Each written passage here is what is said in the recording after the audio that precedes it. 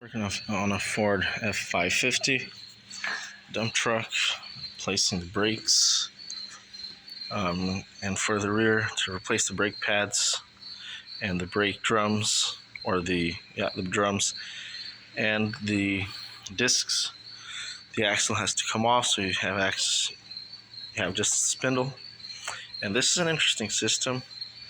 It's the first time I've worked on it, and you actually have drums and discs on the same brakes. So these drums, as you can see, they're very thin, and that's because this is only the emergency or the hand brakes.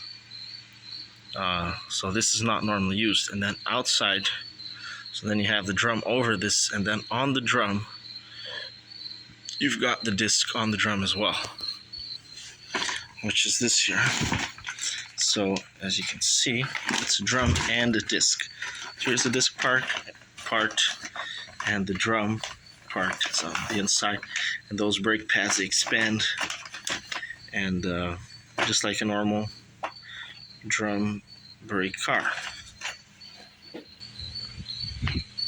And what I'm doing now is I'm also replacing the seal.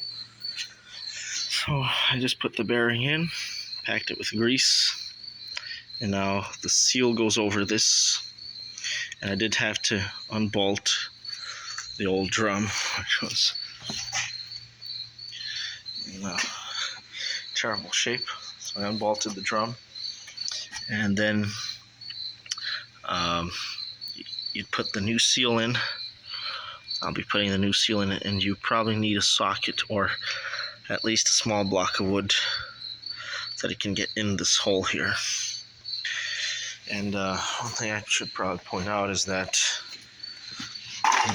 the bolts for the drum disc onto the this part. I'm not sure what this is called, but it's actually a 6-point bolt like this, and it's got rounded. It's not flat on the sides. So it's basically a reverse torque, pretty much. And we didn't have the right tool to remove it, but a 12-point socket seems to do the job. So you will need a 12-point. Now a normal 6-point socket will not work because the sides are flat and it will not get in there, but the 12-point socket is actually